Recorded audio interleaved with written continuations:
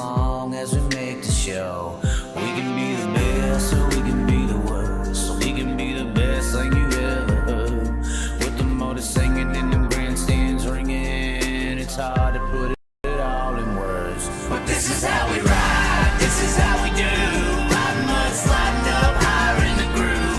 Don't give a damn about the cash we're spending. With the time we got, we choose to play it on the go, to stay out on the run.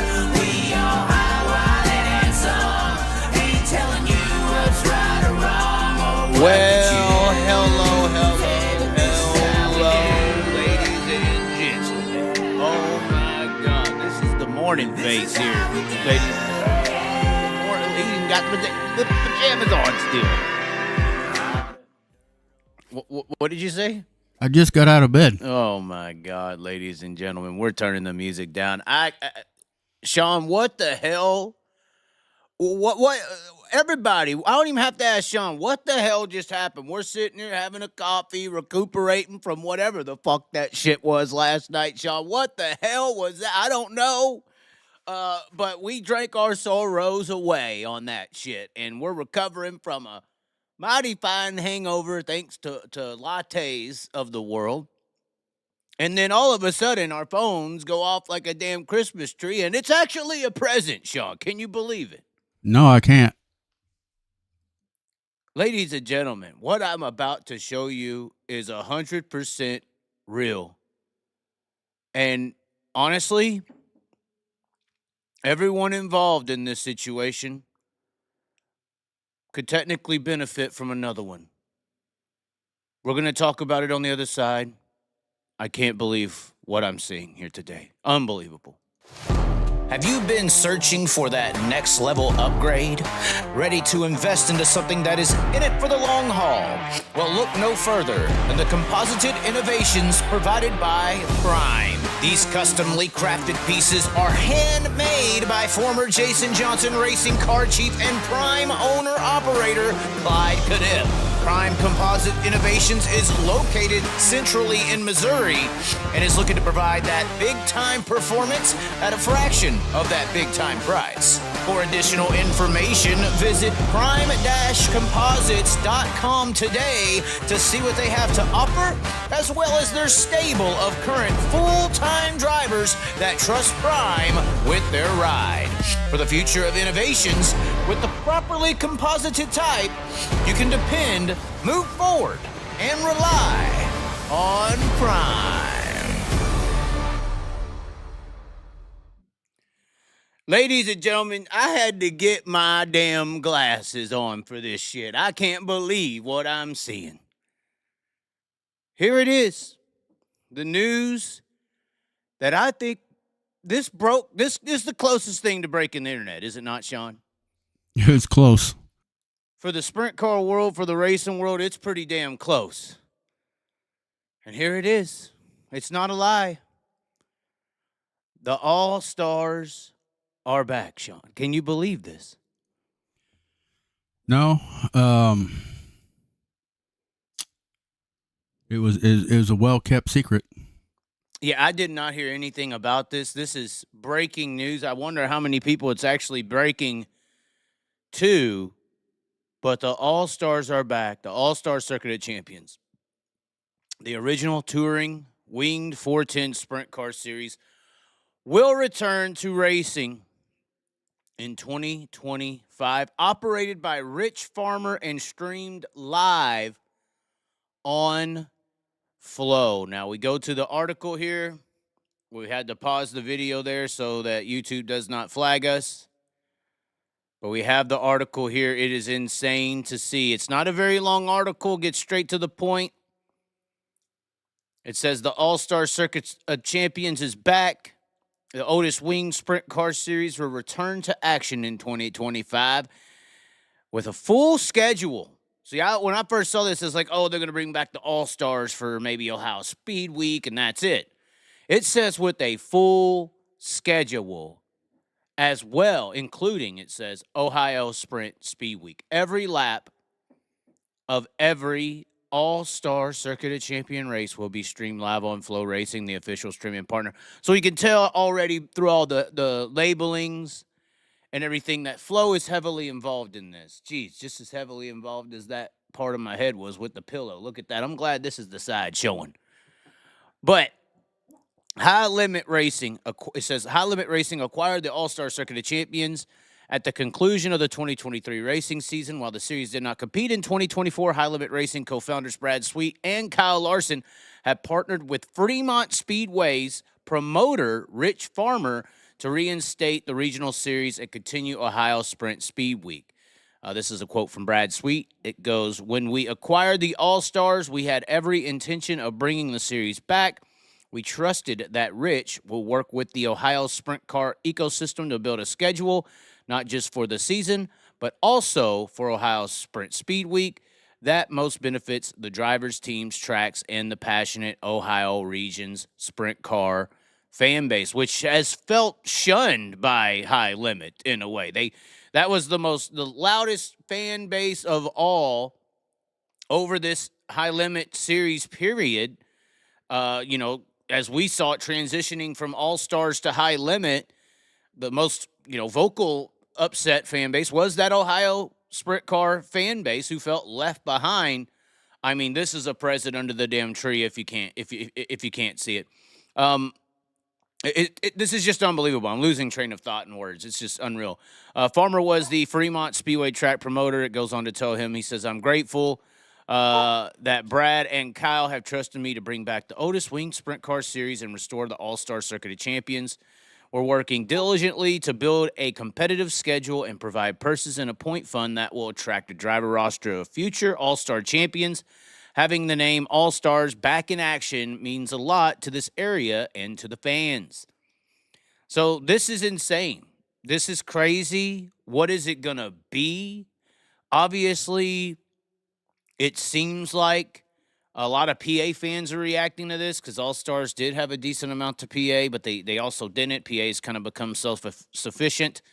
Ohio, though, and some other little pockets definitely missed the All-Stars this last year. And it is, I would think that this All-Star Series schedule is definitely going to go back to a extremely regionally based series, just because of some of the races that High Limit stepped in and took over. That was kind of staple All-Star events. That even if, Port Royal or anything like that right here, Keith Kaufman Classic, will that be an All-Star race? That could be one that's open potentially. But other events like Tuscarora 50 kind of had the All-Stars involved there for a couple years. So that's obviously a high limit race now. So you're not. I think the schedule is going to be a little more traditional. Will they make a spur up into Wisconsin or this or that or the other like the All-Stars were attempting to do, getting on the road more? I don't think that's going to happen. But this full schedule, honestly, out of all the schedules that are anticipated, I think that this full schedule is going to look and be anticipated to be different than any of the other schedules. High Limit schedule's already out. I'm hearing the Outlaw schedule's relatively blah. But the All-Star schedule, we know it's going to have Ohio, but what else? That's where the question mark is at. But this is insane to see that the All-Star Circuit of Champions is coming back. I really don't know what to say here. I really don't know what to say here. Any thoughts, Sean, at all? No, not really. I mean, y'all don't care over here. I mean, who cares? You're all about Kyle and Brad. You're all about sucking Kyle's dick, so I'm sure you love it. It's going to be huge for sprint car racing in itself, and Ohio. Ohio, yeah, and Larson and Sweet just going in balls deep. I mean, they're showing everyone they love them, huh? Yep. Balls deep, the only way to show love. Anyway, so that's the interesting news there, and unbelievable. It's official. All-Star Circuit of Champions returning in 2025. It'll be interesting to see the schedule. Of course, you had some fan reaction in the post Great, can't get enough sprint car racing. You have PA fans saying hell yes. So now there's 3 series, blah, blah, blah. Now they're tagging racetracks and all this stuff. It'll be interesting to see how this actually plays out. Now, there is some racing happening tonight. This is not going to be a full live. Like I said, this is morning face and everything. This is why the women go to sleep with me but wake up and leave. Anyway, the next story on the docket is this situation. Ricky Thornton Jr. did pick up the win last night at Sonoya. This is the Flow Racing Night in America series, the Castrol Flow Racing Night in America series. Night number 2 is tonight. Bobby Pierce did finish second. There is a championship battle. Currently, Bobby Pierce leads Ricky Thornton Jr. by 21 points. I know this has been the debate all year long. Who's the better of the two, Ricky Thornton or Bobby Pierce? Obviously, even in the vehicle transition period that Ricky Thornton faced this year, he did have a slump night or so there in the Flow Racing points. But he's 21 points behind. Tonight's going to be the last night, the deciding race. It'll be interesting to see if that championship changes hands. But Bobby Pierce winning a championship would be nice. I think most people would say that. Last year we felt like Bobby Pierce or Ricky Thornton Jr. was robbed a championship. This year, some people are saying, Pierce obviously dominated the World Outlaw Late Model Series, but he had the tire dope issue to begin the year, lost the points. We added up the points on the show the other day. He'd be, I think it was almost 200 points ahead of everyone else without those points taken away from the tire issue. Now, I did get some inside information on that. Apparently, there was apparently, I believe, there was a very thorough presentation by the Pierce group to the entire world of outlaw people, like the drivers, the teams, the Brian, everybody was there. I believe this was at the banquet. I don't want to misspeak, but presented how their tire dope and their testing and everything that happened in that entire testing scenario, how they were unfairly judged, punished, and accused.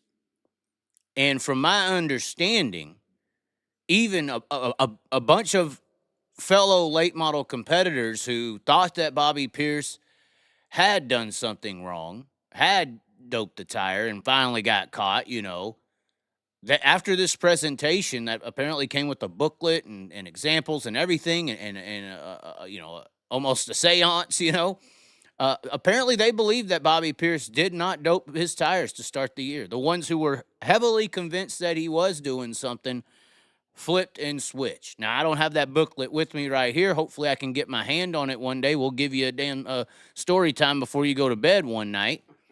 But from my understanding, it seems like Bobby Pierce was robbed. Can we blame Blue Ridge? Who knows? Ricky Thornton Jr.'s situation last year obviously was a one-off race for the championship. That's what killed his championship hopes, even though he was the most dominant driver last year.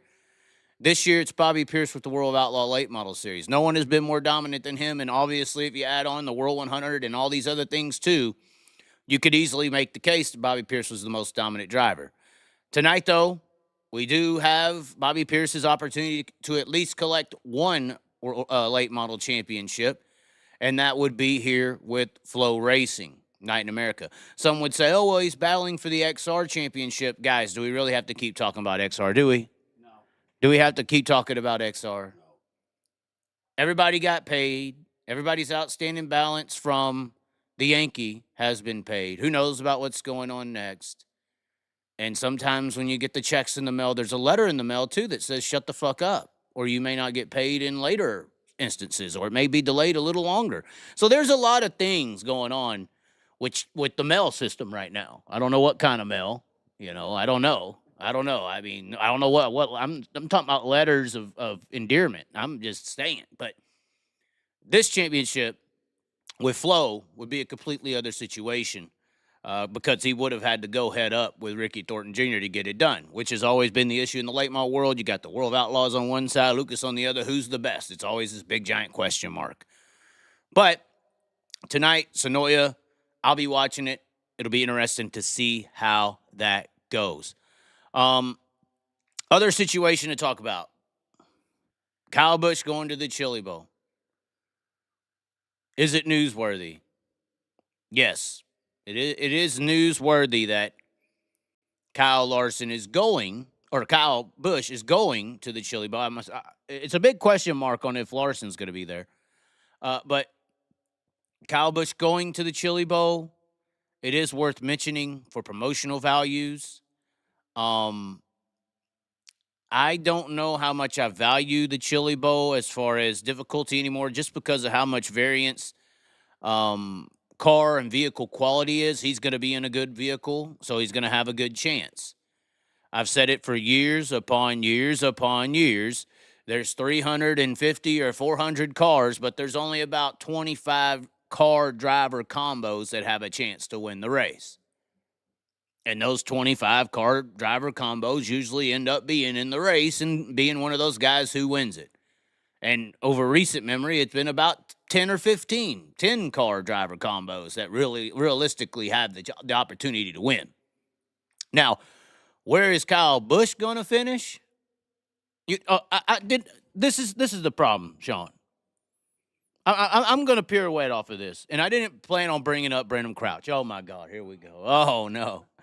I did not plan on bringing up Brendan Crouch, but I was listening from his industry, Mr. Kyle Busch's industry, his world, this door bumper clear, this little group of 3 guys who cheat on the radio and tell their drivers to block and hold lines and all that shit. I was listening to Door Bumper Clear, and they were talking about how their industry is about to be destroyed over rent-a-rides because of an Xfinity car being $5 to $8 million a year. And if you don't have it, it don't matter. Don't even show up. And they were saying, if we don't fix this, it's over, like, for their sport. The validity of their sport's going to be done. They were saying this. These are people who work in their industry. Their sport's going to be done in 5 to 10 years. And all of them were sitting there agreeing, like, this is ridiculous. The same thing I've been telling y'all, oh, no, it's about the talent. No, they are saying it's about the money.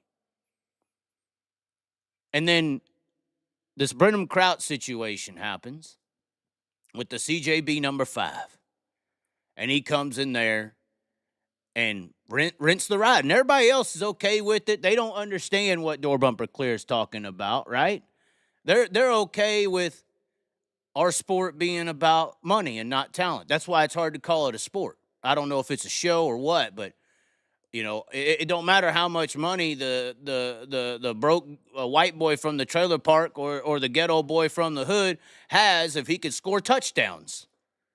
The best advance in sports with skill, with ability. That's what happens. You drain threes better than the next guy, you move up. You ain't got to pay somebody to go higher.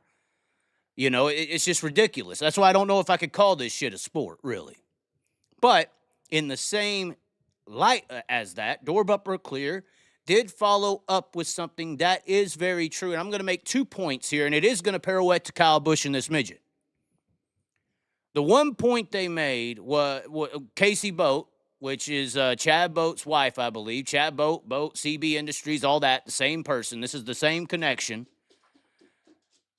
Casey Boat said, oh, well, yeah, but that kind of thing happens on the local level, even because they know they rent out their cars, you know, for hundreds of thousands of dollars, like a CJB potentially kind of was.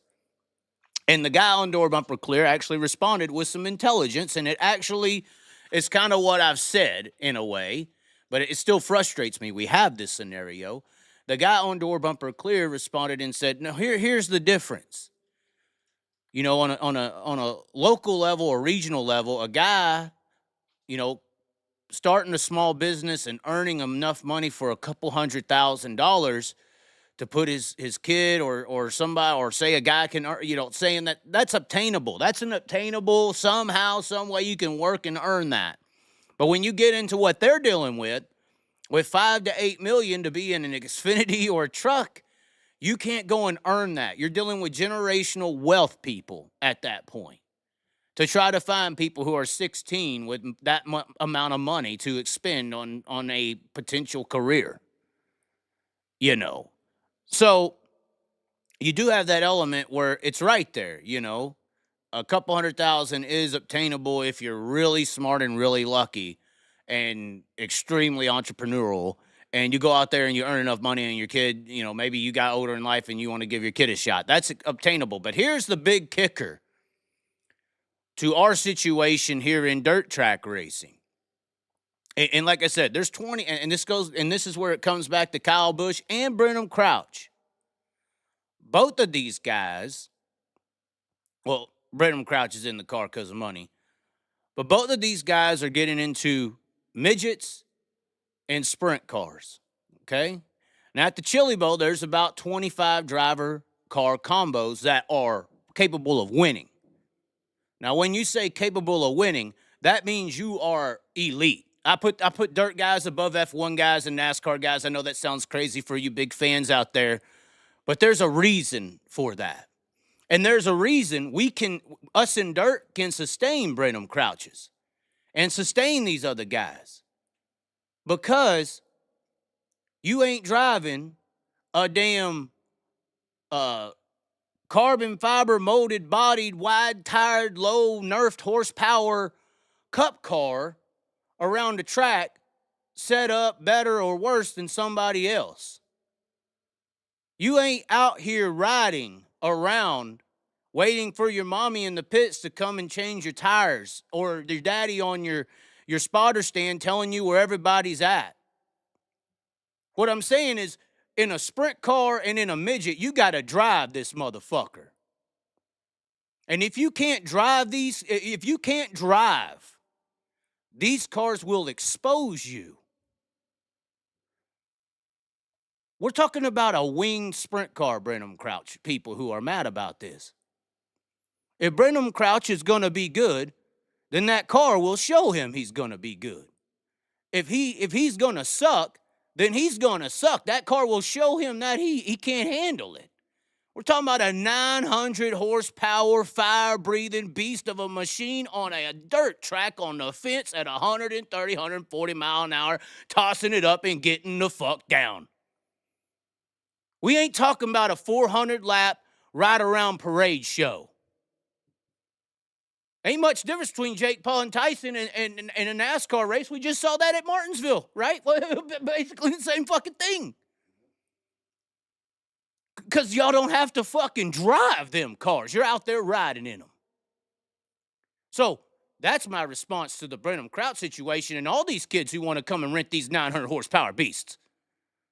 You can rent them as much as you want. You better be able to fucking drive, or our boys will fucking expose you on the racetrack. Just like they're going to do to Kyle Busch. Kyle Busch is used to racing the NASCAR Cup Series. He's used to Jake Paul's. I know Kyle Larson's in there, but look how much he wins. And then when he don't win, he's wrecked or something. And there's a few boys in there who could drive, and I think Kyle Busch can. But the reason Kyle Larson and even Bell are so good is because they came from the streets of the racing world. Out here in the dirt, we knock you the fuck out if you can't keep up. And Larson went through that gauntlet. I think Kyle Busch is in, I'm not saying it as fake as Mike Tyson did Jake Paul, but I think Kyle Busch is in trouble here. Now, he's smart.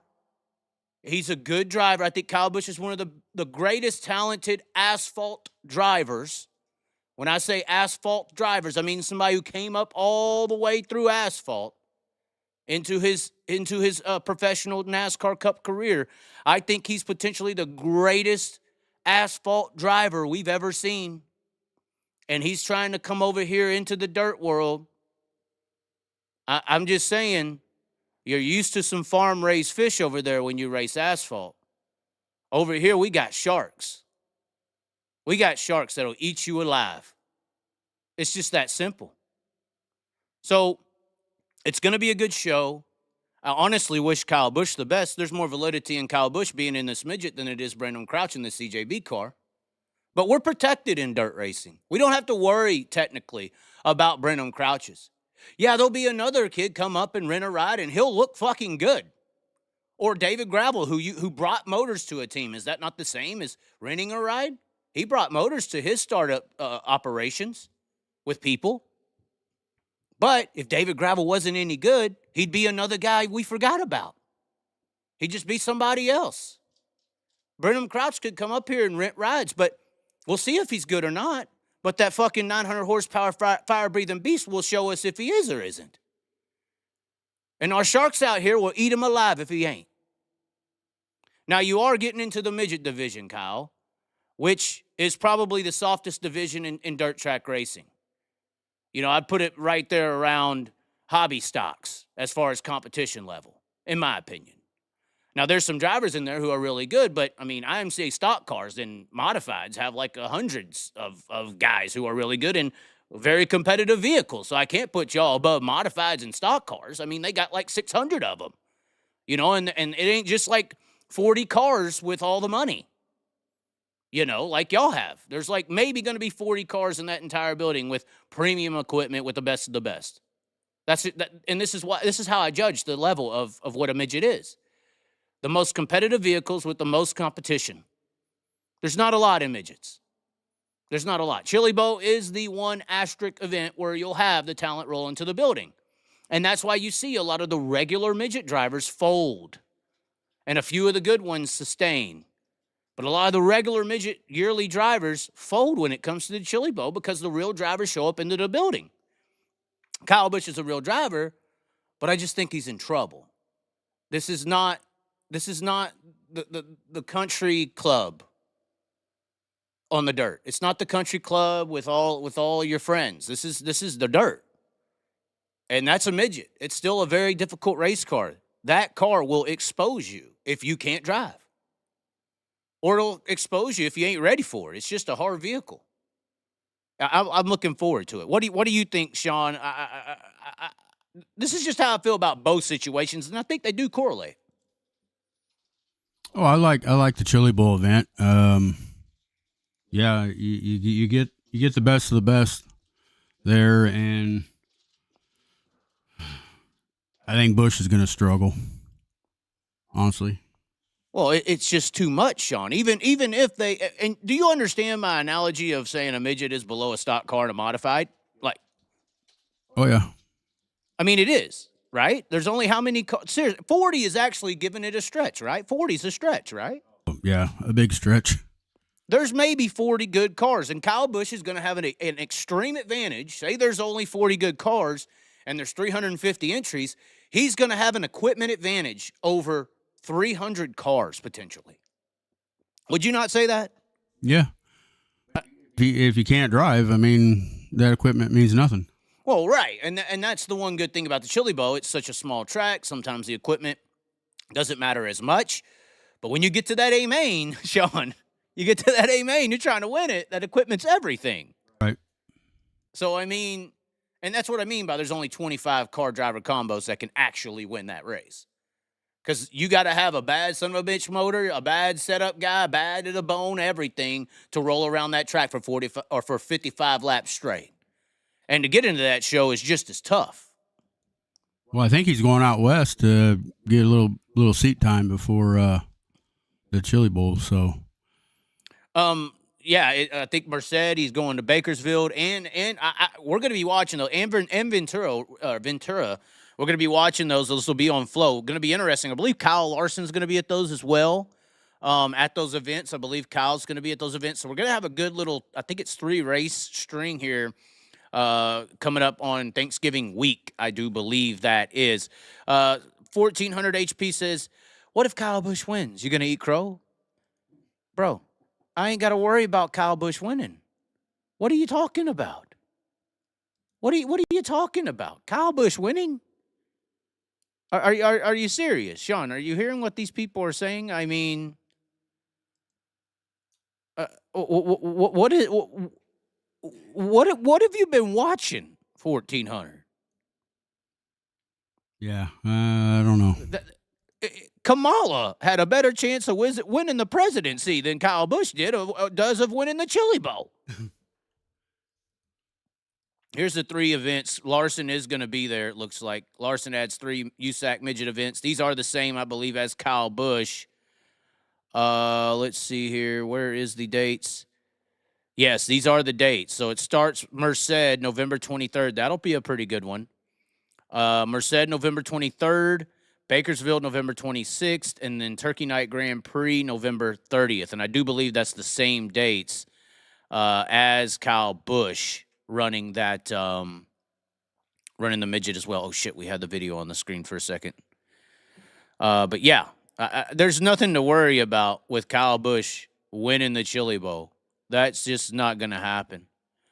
Tried telling you, Chaz. Brad Sweet said on that interview, the owner of Flow, that it was in the future plans. Okay, Kyle Busch himself said he doesn't expect to win. Okay, that's fine. I mean, I'm just commenting on my situation of belief of what this is and how it is, and mixing the Brenham Crouch still in there, referencing door bumper clear, talking about NASCAR's issues, and showing how I think dirt racing technically has a safety net. What do you think about that, Sean? That the car is just too hard to I think you could buy opportunities in dirt racing, but I don't think you can buy success like you can in asphalt racing. Yeah, I don't know. You can't buy success. No. The car is just too hard. Right. At least that's what I feel. I feel like you can't buy success. Well, them sprint cars, you either got it or you don't. You Right. know, and yeah. It's 900 horses. You ain't gonna fake it. You can't just like buy it. Speaking of sprint cars, there is an interesting asphalt event. They do have some cars going around on an asphalt track. Sorry. This is the Open Wheel Showdown, $50,000 to win. It's actually on Speed Sports, so you got a bunch of things here tonight to be watching. You have Speed Sport with the Open Wheel Showdown. Super Modifieds are there, $50,000 to win. Winged 410 sprint cars. You also have regular modifieds. That's going to be interesting at Las Vegas. The Bull Ring, home of Kyle Busch, funny enough. You see some pictures they had 9 minutes ago. They've had some free clips up. Davey Hamilton there. Of course, Davey Hamilton Jr. putting it on. So go on and check that out. It's going to be on Speed Sport, or actually we'll probably tune into that just a little bit. You got this. You got Sonoya tonight on your screens, and it should be interesting to see how all that goes. 50K asphalt sprint cars, another car hard to handle. Anytime you got that much horsepower on any surface, it's tough. But when you put it on dirt, good luck trying to outrun somebody who's just better than you. It's not possible. Kyle Busch wins the Chili Bowl. I'll eat more than Crowe. He makes the A main. I'll eat Crowe. F main running the soup is realistic. Yeah, I mean, if you get Kyle Busch with a bad qualifying night, right, and he's in like an M main, just that vehicle alone, because he's gonna have a better car than 300 other people. He will. I mean, that's just what happens in that building. Yeah, he could make a little run to the F main or something, finish. And then once you get to the F main, you start getting to the good drivers, because the good drivers are usually in the F main and up, no matter what kind of equipment they're in, but they're still really good drivers that don't fuck up. The guys deeper than that are guys who had just a stupid, odd qualifying night, or guys who rented, spent $5,000 to rent some jalopy and really don't know. They just wanted to run the fucking Chili Bowl. I mean, that's really what you find back there. And if you're a guy with a superstar ride and you can hold your own, I think Kyle Busch can hold his own, you could come through the M mains or something like that and get to the F. But when you get to the F, that's when you get to some drivers, whether they got better equipment than you or not, and they can hold their own, and that's where you stall out and you can't go anywhere further. You ain't T-Mess. You ain't one of these guys who you can't do that, And maybe Kyle Busch is going to do something special and shut me up, and that's fine. So, I remember about 15 years ago, Kenny Schrader said this shit is hard to drive when he ran the Chili Bowl. Oh, I'm sure. Chili Bowl is the one midget event where you have to bring it. That's why I don't pay attention. I usually do pay attention to Chili Bowl all year long, though. Don't really care about the midget stuff. May care about the midget stuff in these next few weeks because Larson and Busch is there. That's the only reason to really care. But when Chili Bowl comes around, real drivers finally, out of all year long, real drivers actually get into the cars. Because it's not the vehicle's fault that midget racing is where it's at. It's the driver's fault as to where, and the operations of how they operate as to why midget racing sucks. The car is awesome. You get real drivers in those cars and you got a damn good show called the Chili Bowl. So that is the one race worth paying attention to and giving some respect to as well for the midget racing industry. Just like the old man told me a few years ago, when did they turn this amazing racing machine into a developmental race car? Why did they do this to our class? Why? I can hear everybody, oh, the money. Okay, Mike Tyson and Jake Paul. That's fine. Enjoy. Anyways, ladies and gentlemen, yes, we are live. And before we get out of here, I want you to pay attention to one thing. But you need to pay attention to how you haven't sent me a damn super chat this morning. Thanks a lot, you assholes. Are you blind? No, seriously, are you?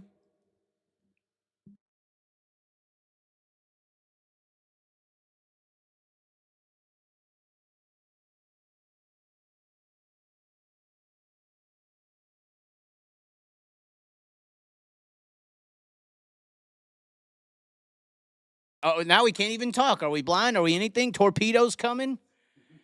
That's a sign, guys. We got to get out of here. Anyways, thanks for tuning in. All-Stars are back. Ricky Thornton versus Pierce tonight on Flow. Kyle Busch going to the Chili Bowl. We actually covered Brendan Crouch. And I guess midget racing overall, Kyle Larson coming back. It's an interesting day. As well as the Open Wheel Showdown. Interesting day to be a sports fan. Speed Sport TV for the Asphalt 50K, Sprint Cars, and Super Modifieds. Flow Racing, obviously, for the Flow Racing Night in America event tonight. And the things to come, we will pay attention to. Anyways, ladies and gentlemen, as always, be sure to like the video, comment below, and subscribe, maybe the membership button. We will catch you next time.